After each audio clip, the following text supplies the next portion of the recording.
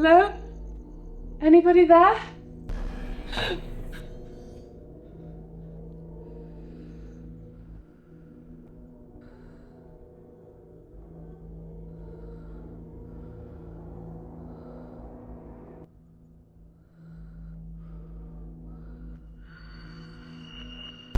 Time to take your blood.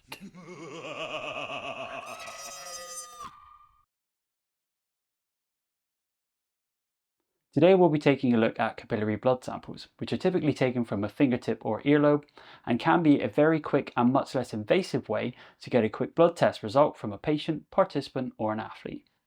Now, dealing with blood samples can be scary for a lot of people, but once you know all the tips and tricks to make it as easy as possible, it is definitely a lot less scary.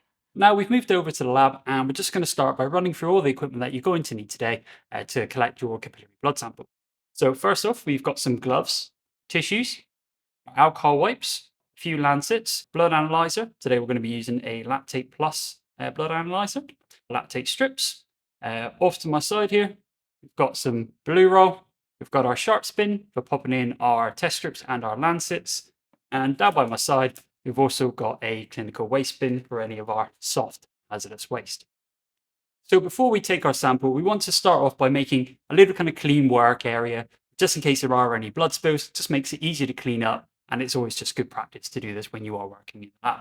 So to do this, just grab some of your blue roll, and you just want to take off a couple of sheets, double it over, and there we have our nice little kind of basic, simple work area. So once we've got a little work area, we want to make sure that we're putting on some gloves. Because I'm going to be taking a sample for myself, I'm only going to put a glove on one hand, just as a reminder that you should be wearing gloves. But whenever you are taking a sample from a participant, you should always be wearing 2 gloves, one on each hand. Next, we want to kind of select which finger we're taking the sample from.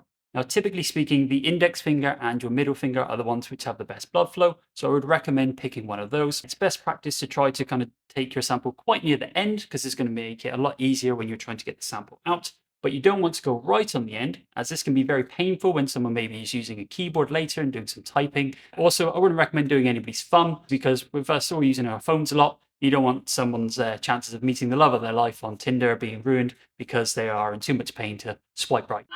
However, it is possible to take a blood sample from any of the fingers, so always kind of go with whatever your participant's preference may be.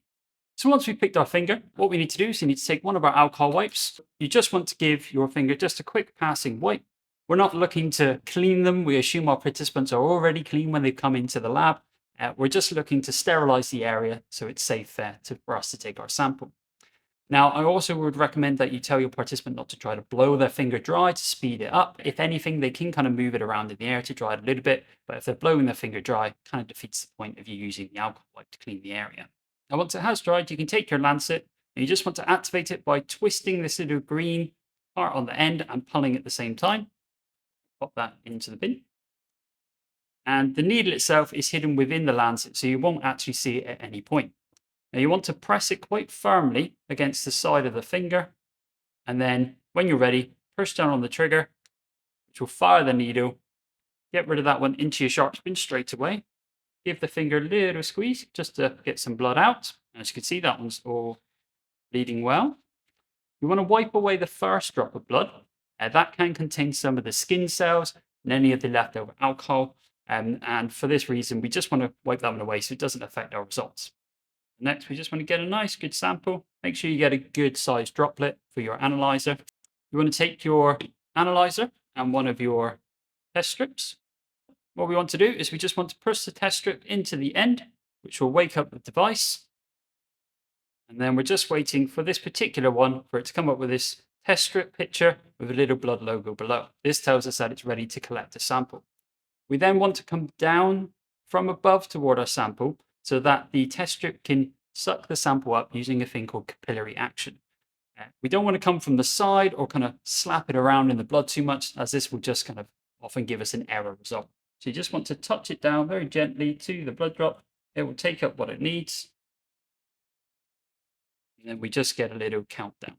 Once you've taken your sample from your participant, you want to give them a tissue to hold onto the end of their finger just until that has healed over.